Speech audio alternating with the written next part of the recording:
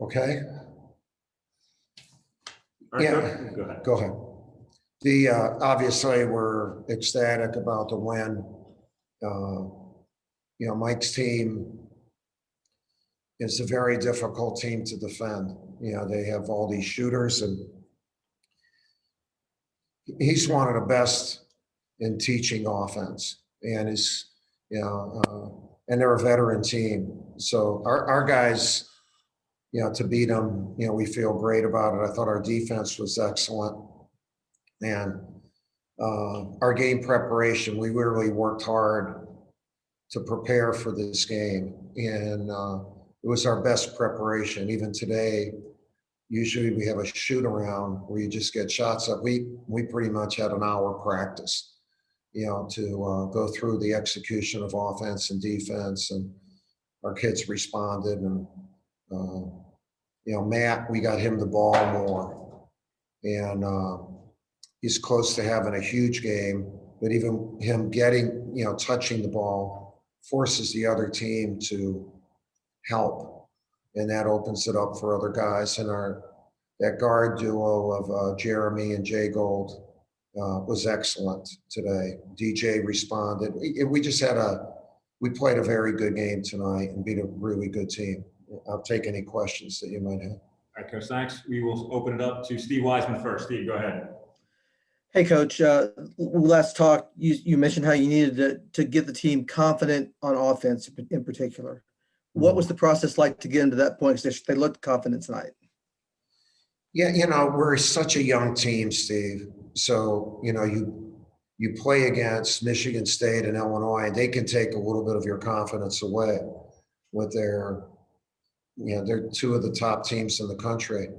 And I'm not sure, I don't think we were ready to prepare to the level for those games as we did for this game.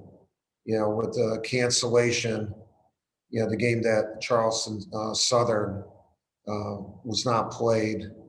And then we decided not to play the last game, the game that was going to be rescheduled. It gave us more preparation time.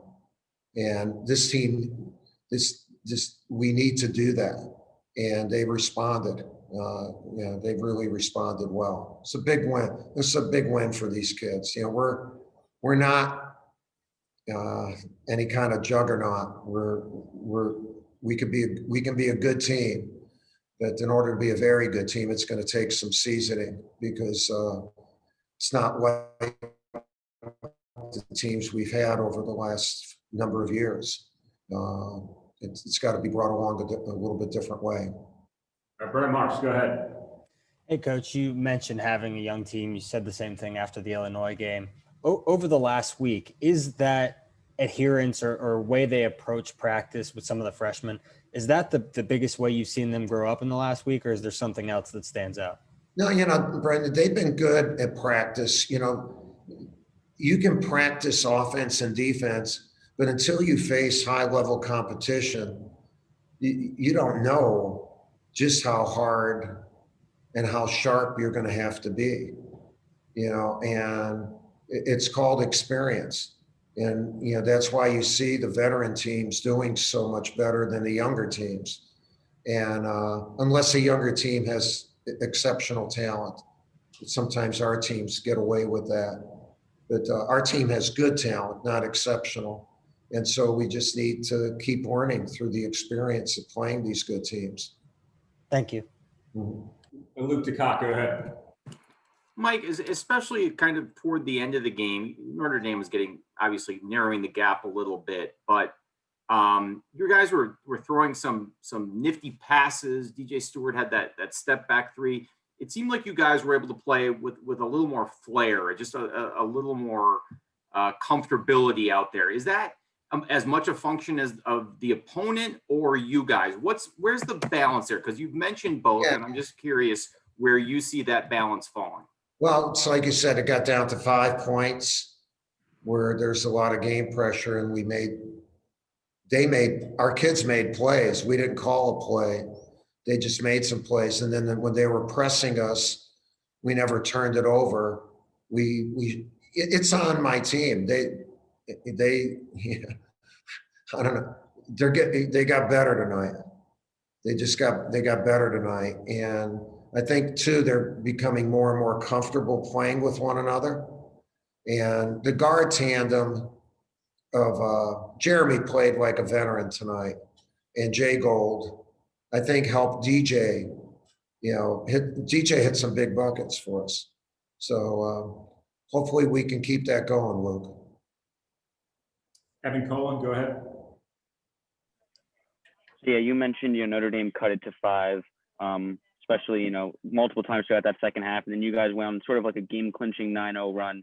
I'm just wondering, what did you sort of see in your team in that sequence that allowed them to do that? Especially since those kind of runs are often what makes a difference in these kind of games. Yeah, I don't know an exact answer to that, but they did it. They did it. It wasn't some coaching move or whatever. They did it. Now, I do think they invested a lot in this game in preparation. And when you invest a lot, you don't want to lose your investment.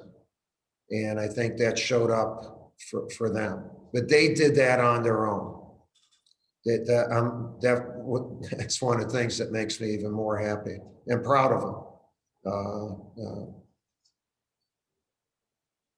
Steve Wiseman, go ahead. Yeah, I want to ask you about Jalen and his situation. First of all, what can you tell us about how long he might be out? Number two, at what point did you have to change things around to get used to playing without him, to build an offense without him, to build a team without him? About I'm losing track. We all lose track of days, I think. They're about 3 days ago. And he has a foot problem that I'm not going to say exactly what it is, but he's in a boot. And he'll be evaluated again in 2 to 3 weeks, but that doesn't mean he's going to be back in 2 to 3 weeks. But they can take another MRI and look at it, and we'd like to have him back, obviously, but that makes the win even bigger. Like Patrick and Mark helped us. We played 10 guys and everyone contributed. I thought Wendell showed more. He has not played at the level that he can play at, and I'll tell you this about the kid. He sprained his ankle the day after Illinois. Pretty good. And he said, "Coach, I'm not going to miss a practice. I'm going to talk. I'm going to, he's been doing that, and it's not translated yet, but a little bit better today. And we got to hang in there with him, and we got to hang in there with him. We need him to be the player that he can be." Time for a couple more. We'll go to JB Ricks. Hey, thanks, Mike. Hey, Coach, thanks for taking out the time. You mentioned DJ Stewart making some big shots, with the help from his teammates or whatnot. And I noticed how he had the ball in his hands in clutch situations, and his game is really translating to the college level. How much confidence are you gaining in him and the potential of him being maybe an alpha dog on this team moving forward? Well, have you seen his body? He's not going to be an alpha dog for a while, but that doesn't mean he can't be a dog. All right. And he was that today. I have a lot of confidence in DJ. He's learning the college game. He took better shots today. And I think part of getting better shots was Matt touching the ball and also having Brakefield in. Brakefield had a hell of a game for us. But end of clock, DJ hit a couple huge buckets, a 3 and a drive. And he played really good defense too. And he's got to keep growing. And that, we're small on the perimeter, but all 3 of those kids really had outstanding games tonight. Last question, go to Josh Graham. Thank you again for doing this, Coach, and Mike, you as well. With the news of Jim Phillips being named Commissioner Swafford's successor, I'm just wondering if you could share some thoughts on what John Swafford's legacy in the ACC means, and also the fact that Jim Phillips is from the same Weber high Right. school that you're from in Chicago. Well, yeah, a couple things. First of all, John's done a remarkable job. Almost 3 decades, right? I mean, yeah, and has made the transition of expansion, network, and has always done things in a classy way. You know, he's a good man, smart, and has represented the ACC in all those big time meetings extremely well.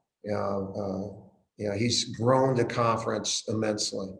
Jim Phillips I've known him forever. He's learned a lot from my AD, Kevin White, and we stole something from the Big Ten. Jim Phillips is as good as there is in the country, and that Weber background helps him. It helps him a lot.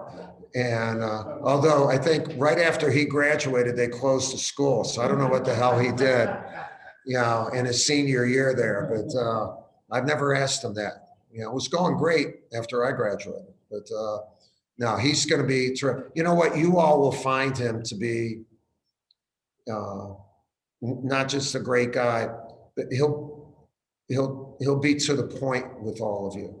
There won't be any beating around the bush. Not that you've had it with John, but I think you'll really, we're going to really benefit. The baton will be passed to another fast runner that our ACC needs. So anyway, good night to all of you. We're going to try to get home here, and please continue to be safe as we go through this crazy time. All right. Thank you. Thank you.